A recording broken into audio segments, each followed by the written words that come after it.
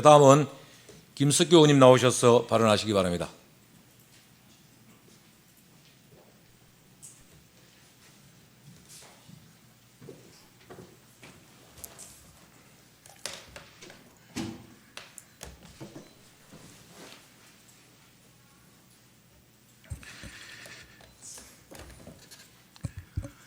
존경하는 이종희 의장님을 비롯한 선배 동료 의원 여러분, 그리고 나동현 시장님과 집행부 공무원 여러분, 안녕하십니까? 평산동 덕계동 지역구 김석규 의원입니다. 경로당 가면 밥 주나요? 정부의 경로당 주 5일 식사 제공 정책 발표 이후 양산시 곳곳에서 이런 질문이 쏟아져 나오고 있습니다. 하지만 따뜻한 식사를 기대하는 어르신들의 물음에 돌아오는 것은 아직이라는 답변과 씁쓸한 한숨뿐입니다. 정부는 지난 5월 1일부터 전국 경로당에 중앙정부와 지방자치단체 협업으로 경로당 이용 어르신들에게 주 5일 점심을 제공하겠다는 계획을 발표했습니다. 하지만 양산시를 비롯한 지자체들은 갑작스러운 정책 발표로 혼란에 빠졌습니다. 사전 협의는 없었고 구체적인 운영 지침조차 제공되지 않은 채 무작정 정책을 시행하라는 일방적 통보만 있었기 때문입니다. 양산시는 읍명동 행정복지센터를 통해 부랴부랴 수요조사에 나섰지만 사업 추진에는 어려움을 겪고 있습니다. 예산 부족은 물론 식사준비 인력 확보, 식재료 공급, 위생관리 등 현실적인 문제들이 산적해 있기 때문입니다. 정부에서 발표한 경로당별 연간 8포의 양곡비를 추가로 4포 늘려 지원하면 주 5회 식사가 가능할까요? 읍명동 행정복지센터는 난데없이 찾아온 어르신들의 문의 전화가 빗발치고 있습니다.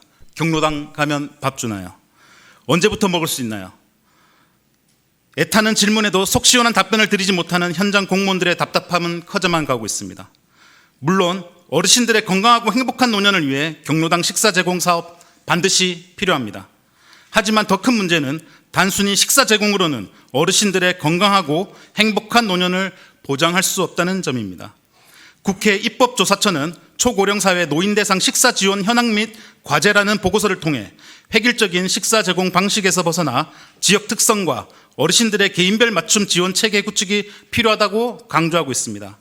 실제로 현재와 같은 졸속적인 정책 추진은 식사의 질 저하, 위생 문제 발생, 지역별 지원 격차 심화 등 다양한 문제점이 발생할 수 있습니다. 가령 급식 지원 인력 부족으로 어르신들이 직접 식사 준비를 해야 하는 경우가 발생한다면 오히려 어르신들의 건강과 안전을 위협하는 결과를 초래할 수 있습니다. 정부의 탁상 행정에 끌려다니기보다는 양산시는 장기적인 관점에서 지역 실정에 맞는 실질적인 어르신 복지 정책을 수립해야 하기에 다음과 같이 양산시의 건강한 노년을 위한 식사 지원에 대해 제언하고자 합니다. 첫째, 획일적인 식사 제공 방식에서 벗어나 다양한 선택지를 마련해야 합니다. 도시지역은 공동주택 커뮤니티 센터나 지역 식당 등 기존 인프라를 활용하고 농촌지역은 공동급식, 식재료 제공, 장보기 대행 등 지역 특성에 맞는 맞춤형 서비스를 개발해야 합니다. 둘째, 어르신들의 영양관리, 건강상태, 식습관 등을 고려한 개인 맞춤형 식단을 제공해야 합니다. 전문 영양사를 고용하고 있는 위탁시설을 마련해 식사 배달 서비스 등을 도입해 어르신들의 건강을 책임질 수 있는 체계를 구축해야 합니다.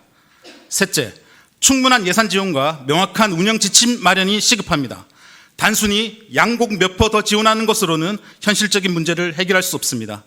식재료 구매부터 조리 인력, 운영비까지 고려한 현실적인 예산 지원과 지자체의 자율성을 부여해 우리 어르신들이 단순히 한 끼 때우는 식사가 아닌 건강하고 맛있는 식사를 즐길 수 있도록 지속 가능한 시스템 구축을 해야 합니다.